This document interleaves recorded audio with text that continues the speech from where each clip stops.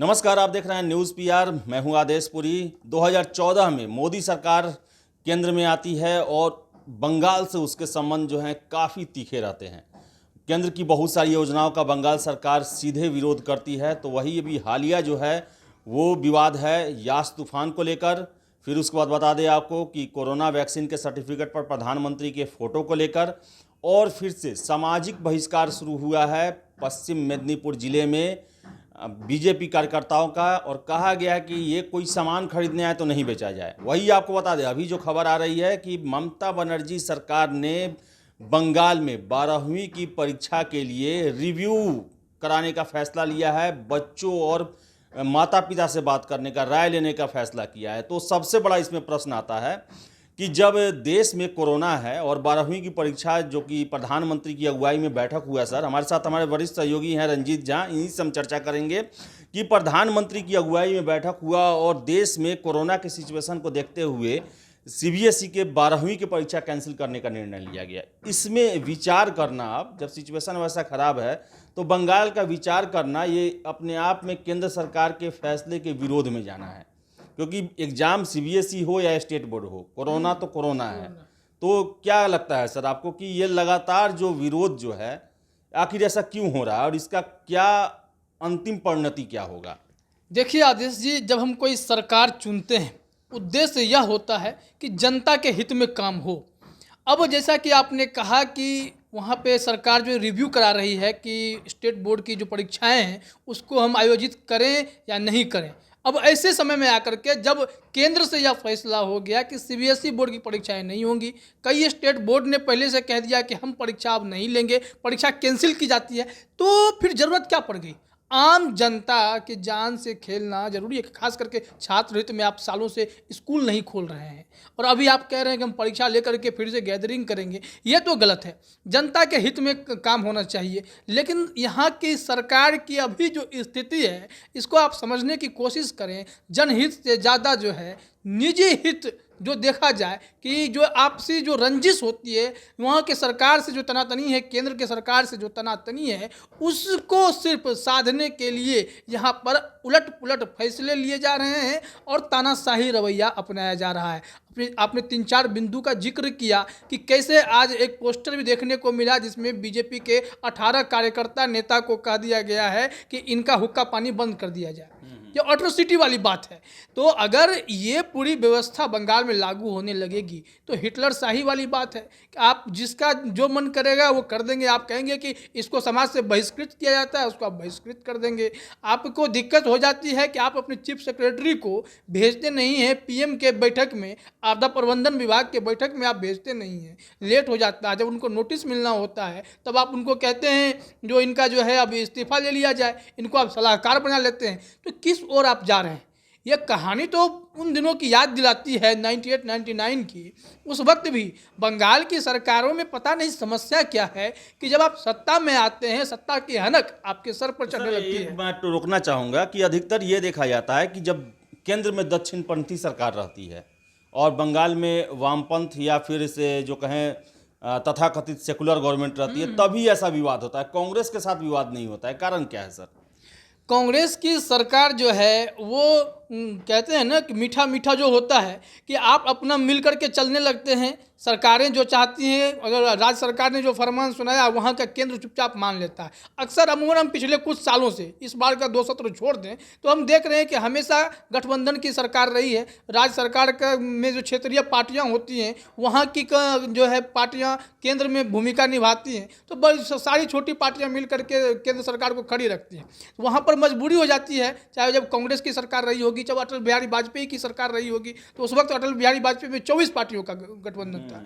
ऐसे ही इन लोगों के सरकार में भी जो है छोटी छोटी पार्टियां मिलकर के सरकार को बचाए हुई थी।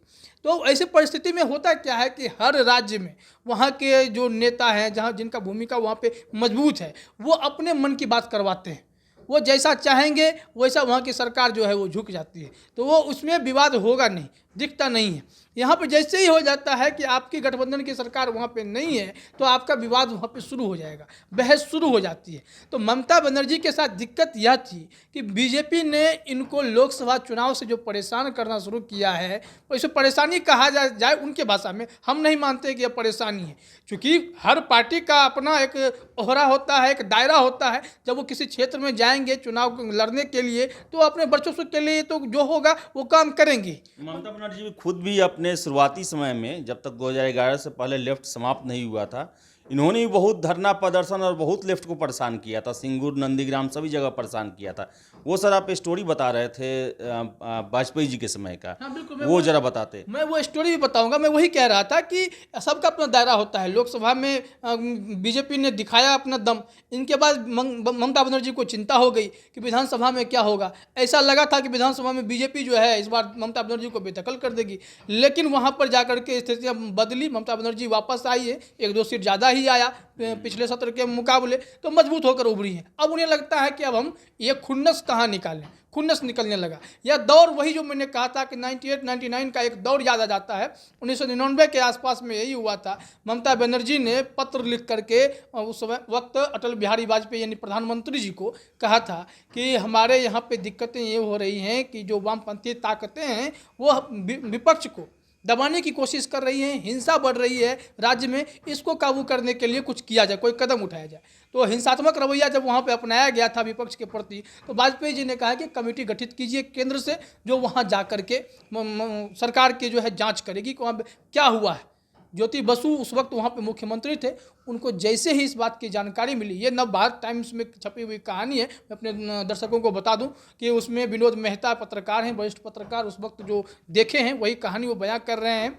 तो उन्होंने बताया कि जब यह बातें ज्योति बसु को पता चलती है तो वह इसका विरोध करते हैं कि हम केंद्र के किसी टीम को बंगाल में घुसने ही नहीं देंगे, जाँच करने ही नहीं देंगे। और जब यह बैठक हुई थी दिल्ली में, तो लालकृष्ण आडवाणी उस वक्त गृह मंत्री हुआ करते थे। लालकृष्ण आडवाणी बाहर निकलते मीडिया के सामने बोल देते हैं कि कमेटी जा रही है, जांच करेगी। तो इनका गुस्सा और बढ़ जाता है ज्योति बसु का। वो कहते हैं कि आडवाणी जो है बदतमीज है, मैं उनसे कोई बात नहीं करूँगा। ऐसे शब्दों का उन्होंने इस्तेमाल किया आडवाणी जी के प्रति। फिर तो लगा कि मामला बिगड़ ही गया। अब प्रधानमंत्री ने कमिटमेंट कर दिया कि कमेटी बन रही है जो जांच करेगी, यहाँ आकर के मामला पूरा बिगड़ता चला गया। अब करें तो क्या करें। तो फिर पता चला कि बीपी सिंह उस समय वहाँ पे केंद्र में जो थे विशेष सचिव, उनको बुलाया गया कि आप जाकर के मिलिए। जॉर्ज फर्नांडिस उस वक्त रक्षा मंत्री हुआ करते थे, क्योंकि आप जाइए बंगाल। वाजपेयी जी ने भी कहा कि आपको खुली छूट है, आप बंगाल जाइए, लाइनअप कीजिए मुख्यमंत्री जी से, बात कीजिए। बात करने के बाद बताइए कि क्या कैसे हो सकता है। उन्होंने टिप्स दिए। जो टिप्स था वो इस प्रकार था कि पहले वो जाते हैं, वहाँ के चीफ सेक्रेटरी से बात करते हैं वीपी सिंह, जा करके जब किसी तरह लाइनअप हो पाता है, मुख्यमंत्री से मिलते हैं, तो वो वहाँ पे वाजपेयी जी के बातों को जो है याद दिलाते हैं। उन्होंने कहा कि आप इतने पुराने नेता हैं जो संविधान की रक्षा करने वालों में से एक हैं, आप वाजपेयी जी जैसे लोग हैं, अगर आप और वाजपेयी जी मिलकर देश के संविधान को नहीं चला पाएंगे, संविधान के मुताबिक देश नहीं चलेगा, तो फिर कौन चला पाएगा। आप दोनों से देश को बहुत उम्मीदें हैं, आपको ऐसा करना ही पड़ेगा। जब बातें ज्योति बसु को प्यार से समझाई गई, वो यह बात मान जाते हैं। उसके बाद इतना ही नहीं, आदेश जी उसमें बताया गया है कि केंद्र की टीम वहाँ जाती है, इवन सरकारी खर्चे पे उनको वहाँ पे रखा जाता है, आवास दिया जाता है, सरकारी गाड़ी दी जाती है और कहा जाता है कि आप जाँच कीजिए। तो वाजपेयी जी का जो एक ये गुण था वो सबको मिला के चलते थे। सर्वमान्य नेता वो माने भी गए, विपक्ष भी उनको कहता था कि एक सही आदमी जो है गलत पार्टी में जाके खड़ा हो गया है। लेकिन सर मैं रुकना चाहूँगा कि क्या आज की परिस्थितियाँ वैसी है कि नहीं। नरेंद्र मोदी, बीजेपी वाले और उनके समर्थक ही कहते हैं कि ये वाजपेयी नहीं है, और ममता बनर्जी का भी जो तानाशाही है, जो खुल के वो आती हैं केंद्र से टकराने के लिए। हालांकि हम वाम दलों का उतना टकराहट नहीं सुनते थे, लेकिन ममता बनर्जी 2014 से ही खिलाफ में है। क्या लगता है कि 1998-99 का वो वाकया दोहराया जा सकता है या फिर तनातनी बनी रहेगी। देखिए, आपने कहा कि नरेंद्र मोदी के बारे में कि वो वाजपेयी जी की तरह नहीं है। सही बात है, वाजपेयी जी को मानने वाले नरेंद्र मोदी वाजपेयी जी की तरह नहीं है, गांधी जी को मानने वाले नरेंद्र मोदी गांधी जी की तरह नहीं है। इनका एक अपना स्टाइल है, अपने अंदाज से चलते हैं, इन्हें जो उचित लगता है वो फैसले लेते हैं, और जब फैसले लेते हैं तो पीछे नहीं हटते हैं। नतीजा यह होता है कि इनके जो विरोधी पार्टी के लोग होते हैं, विपक्ष के जो लोग होते हैं, वो इनके खिलाफ कई चीज़ें करते हैं कि जिससे यह सरकार कमज़ोर दिखे। कई सारे ऐसे फैसलों का विरोध इस कदर किया जाता है जिसका उदाहरण आपको दिल्ली में ही दिख जाएगा। जो भी कानून पास होगा, CAA पास होगा तो विरोध करना है, NRC पे कोई बात होगी तो विरोध करना है, किसान बिल पास होगा तो विरोध करना है। विरोध का तरीका देखिए, अब विरोध का तरीका वही हो गया है कि आप बैठ गए हैं तो अब किसी सूरत में हटेंगे नहीं। 6 महीना, साल भर, 1.5 साल भर विरोध चलेगा। सरकार का भी अपना रुख है कि आप करते रहिए, हम इग्नोर करते हैं। तो यह स्थिति है। ऐसे में जहाँ तक आपने कहा कि 1998-99 वाला जो है, यह मामला वहाँ पे दोहराएगा कि नहीं, मुझे लगता है कि नहीं, क्योंकि नरेंद्र मोदी वो देश और संविधान की बात करने वाले लोग हैं। अगर संविधान का कोई बात वहाँ पे आता है कि संवैधानिक प्रक्रिया को चोटिल किया जा रहा है कि हमने कोई फैसला लिया, क्योंकि जाहिर संविधान में कहा गया है कि केंद्र अगर राज्य के मामले में अगर कोई बड़ा फैसला लेता है तो राज्य सरकार के फैसले छोटे पड़ जाते हैं, केंद्र के फैसले को मानना पड़ता है।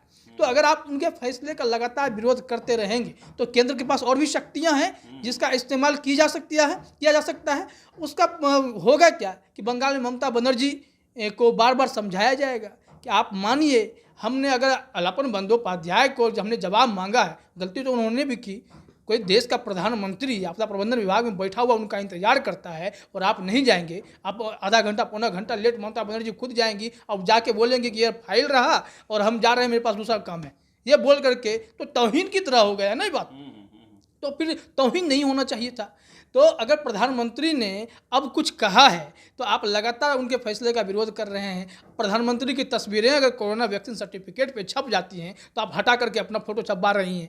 तो ऐसे में ये तो हो गया कि आप जानबूझ करके परेशान कर रहे हैं, क्योंकि चुनाव में आपको परेशान किया गया था। ये खुन्नस आप निकालने की कोशिश करेंगे तो साफ तौर पर संविधान की धज्जियाँ कौन उड़ा रहा है?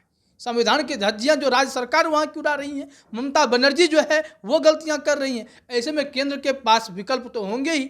वो अगर राष्ट्रपति के थ्रू करवा दें, वहाँ पे राज्य में राष्ट्रपति शासन लग जाए, तब ममता बनर्जी क्या कर सकती हैं? जरूरी बहुत लोगों का प्रश्न है कि आखिर मोदी सरकार जो कि इतना वहाँ पर जो केंद्र का जो कानून है उसके खिलाफ सब कुछ किया जा रहा है। इवन कि वहाँ के राज्यपाल जगदीप धनखड़ ने भी कहा कि बंगाल में संवैधानिक जो मूल्य हैं वो खतरे पे हैं, वो खत्म होने के राह पर हैं। और जब भी कोई राज्यपाल रिकमेंड करता है कि यहाँ पर संवैधानिक तंत्र बिगड़ चुका है तो 356 लगाया जाता है, राष्ट्रपति शासन। आखिर राज्यपाल के बयान के बाद भी बीजेपी गवर्नमेंट आखिर क्यों अपने आप को इतना कमज़ोर शो कर रही है कि वो बंगाल के इतना असंवैधानिक और गैर कानूनी मांगों पर भी चुप्पी साधे हुए हैं? देखिए, तमाम तरह के फैक्टर्स काम करते हैं आदेश जी। अगर बीजेपी क्विक रिएक्शन हर एक मामले में लेती रहे तब तक तो कई सारे ऐसे फैसले हो सकते थे कि कई राज्यों में स्थितियां बिगड़ सकती थी। क्योंकि एक संघ में अगर मुखिया प्रधानमंत्री वहां पर हैं, उनकी जिम्मेदारी बहुत बड़ी है। ऐसा तो नहीं हो सकता है कि कितने स्टेट में जाकर के वो क्या करेंगे। वो मौका दे रहे हैं कि बंगाल की स्थिति अगर बद से बदतर हो जाएगी तो देश की जनता भी देख रही है, क्योंकि ये जनतांत्रिक देश है। जनता यहाँ पे सब कुछ तय करती है, जनता मालिक है। अगर हम तुरंत में कोई फैसला ले लेंगे, सरकार गिराने की बात कर लेंगे या वहाँ पे हम राष्ट्रपति शासन लगवा देंगे तो इसके लिए कुछ प्रक्रिया से गुजरना होगा। इनफ मौके देने पड़ेंगे कि उतने मौके हों ताकि देश के सामने यह खुल के आ जाए कि ममता बनर्जी ने सारी हदें पार कर दी हैं। अगर कोई राज्य अपना ही सब कुछ चलाने लगे तो फिर अलग देश वाली बात हो गई ना। तब तो फिर हम 1947 में चले गए, जब हर कोई कह रहा था कि हम अलग ही रहना चाहते हैं, हमें केंद्र की बातों को मानना ही नहीं है, हमें संविधान में भरोसा ही नहीं है। तब ऐसी परिस्थिति उत्पन्न हो जाएगी तो केंद्र के पास विकल्प नहीं बचेगा। समय का इंतजार है, अभी महीना और 1.5 महीना हुआ नहीं है सब कुछ। तो समझिए कि आने वाले दिनों में कोई बड़ा फैसला बंगाल के लिए सरकार ले सकती है, क्योंकि सरकार चुप बैठने वाली नहीं है, न ही ये अल्पमत की सरकार है। इस सरकार में इतनी कुव्वत है कि कोई न कोई कठोर फैसले लेकर के बंगाल में जो ये शुरू हुआ है इन चीज़ों को लगाम लगा करके यह संदेश दे सके बाकी राज्यों को कि आप संविधान से ऊपर नहीं है। संविधान की जो शक्तियां हैं उसमें जो निहित शक्तियां हैं उसमें ही काम करें, उससे बाहर जाने की कोशिश नहीं करें, नहीं तो विकल्प का इस्तेमाल करना पड़ेगा। सर, एक और कुछ बातें चलती हैं कि इस माध्यम से जो टकराव है इससे दोनों के हित हैं। ममता बनर्जी जहां विरोध करके पूरे देश में जो एंटी बीजेपी जो वोटर हैं उनका नेता बनना चाहती हैं, क्योंकि सारे देश के लोगों का नज़र बना हुआ ममता बनर्जी के साथ, उनका समर्थन कर रहे हैं। और बीजेपी भी चाहती है कि ममता बनर्जी का कद इतना बढ़े कि वो कांग्रेस से आगे निकल जाए। क्या ये आपको लगता है क्या कि अब विपक्ष में ममता बनर्जी को देखना चाहती है बीजेपी 2024 के चुनाव में, कि ममता बनर्जी वर्सेस मोदी? ऐसा आदेश जी मुझे नहीं लगता है कि ममता बनर्जी कोई बहुत बड़ा विपक्ष जो है वो बन के सामने आ जाएंगे। कारण क्या है कि ममता बनर्जी का जो अस्तित्व है वो बंगाल से बाहर का नहीं है। वो एक क्षेत्रीय पार्टी को नेतृत्व करते हैं। महागठबंधन बनता है। गठबंधन की नेता बनाई जा सकती है, क्योंकि कारण तो ये है कि कांग्रेस में तो वैसे ही सब कुछ खत्म हो रखा है। कांग्रेस अब तक की सबसे कमजोर पार्टी में अभी गिनी जाने लगी है कि वो केंद्र में भले ही बैठी हुई है वहाँ पे, लेकिन पूरी तरह से कमजोर है। ऐसे में कोई एक चेहरा होगा जो विपक्ष का चेहरा बन सकता है। ऐसे में ममता बनर्जी 2024 में क्या होगा वो तो देखिए दूर की बात है, लेकिन मुझे लगता है कि अगर अकेला विपक्ष की अगर बात करेंगे तो ममता बनर्जी कोई चेहरा नहीं है। लेकिन अगर विपक्ष में से फिर किसी एक चेहरे की बात होगी जब सब रूप में, तो ममता बनर्जी फिलहाल किसी की दिखती नहीं है। उनकी समस्या ये है कि वो किसी को साथ लेकर के चलती नहीं है, उनकी प्रॉब्लम है ये। तो वहाँ पे मुश्किल होगा कि वो अकेले भी कुछ नहीं कर सकती हैं और गठबंधन में रह नहीं पाएंगे, तो कांग्रेस को ही वापस लौटना होगा या फिर कोई अन्य पार्टियां मिलेंगी तो कोई ऐसा चेहरा निकलेगा। इधर बिहार में भी नीतीश कुमार से खटपट शुरू है, हो सकता है पीएम पद की दावेदारी अगर शुरू हो जाए, फिर से विपक्ष एक हो जाए, नीतीश कुमार को सर्वमान्य नेता माने, तो आपको नीतीश कुमार वहाँ पे देख सकते हैं। लेकिन ममता बनर्जी की उम्मीदें कम दिखती हैं, ये अपने राज्य से बाहर आना नहीं चाहेंगे। सर, भारत जो है वो आर्टिकल 1 में कहा गया है राज्यों का संघ है। बंगाल का जो ऐसा कार्यप्रणाली है, बहुत सारे ऐसे स्टेट हैं जैसे तमिलनाडु है, फिर से केरल है, आंध्रा है, तेलंगाना है, जहाँ एंटी बीजेपी सरकार है। अगर सारे ये करने लगे, अगर इनका ये परिपाटी चल जाए तो ये फिर विखंडन की तरफ चला जाएगा। तो कितना ज़रूरी है बंगाल को कंट्रोल करना, वहाँ की स्वेच्छाचारिता जो है, असंवैधानिक कार्यों को रोकना कितना ज़रूरी है भारत की अखंडता और संप्रभुता के लिए?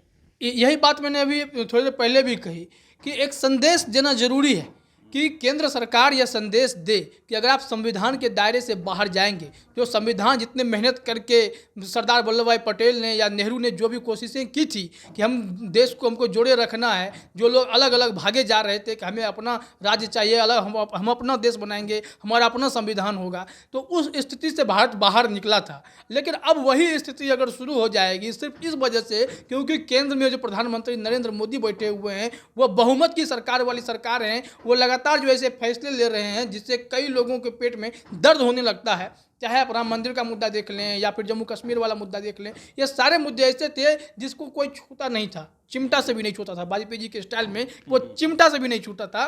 कि ऐसी परिस्थिति को खत्म करते हुए नरेंद्र मोदी ने यह साबित किया कि देश में कई ऐसे बड़े फैसले लिए जा सकते हैं जिससे कि पुरानी सोच को बदला जा सकता है। अब उस खुन्नस में आकर के आप अलग अलग राज्यों में खास करके जिनकी भाषा जो है वो डिफरेंट है, वो सरकार को, केंद्र सरकार को परेशान करना चाहती है, वो अपना संविधान चलाना चाहती है, अपने नियम की केंद्र कुछ भी कहेगा हम नहीं मानेंगे। तो ऐसे परिस्थिति में यह बहुत ज़रूरी है कि संप्रभुता अखंडता बनी रहे देश की। इसके लिए कोई कड़ा फैसला लेना ही पड़ेगा। शायद ममता बनर्जी को जवाब भी उसी तरीके से मिल सकता है जिस हिसाब से अभी वो फैसला कर रही। मुश्किलें तो बढ़ जाएंगी। तो ये था हमारा डिस्कशन, और इसमें साफ यही है कि बंगाल को एक सबक सिखाना जरूरी है, क्योंकि विरोध ठीक है, लोकतंत्र है, इसमें विरोध होता है, लेकिन संविधान का विरोध नहीं होता है। और केंद्र सरकार जो कि जनता के द्वारा चुनी गई सरकार है, बहुमत की सरकार है, खुद बंगाल से ही 18 उनके सांसद हैं, और ऐसे में बंगाल का जो संघीय जो ढांचा है उसके खिलाफ फैसले लेना ये अन्य राज्यों को भी प्रेरित कर सकता है कि वो भारत के अटूट संघ के खिलाफ जा सकें। तो ये इस परिपाटी को बंद करना जरूरी है, और इसके लिए ममता बनर्जी पर कोई ठोस कार्रवाई, वहाँ की सरकार ब्यूरोक्रेसी पर कोई ठोस कार्रवाई करना बहुत ज़रूरी है, ताकि ये मैसेज, ये जो घाव है वो दूसरे राज्यों को ना लगे। तो फिलहाल हमारे डिस्कशन में इतना ही। अगर आपको भी कोई सुझाव देना है तो कमेंट बॉक्स में ज़रूर दें, और वीडियो अच्छा लगे तो लाइक करें, शेयर करें, और हमारे चैनल न्यूज़ पीआर को सब्सक्राइब जरूर कर लें। धन्यवाद।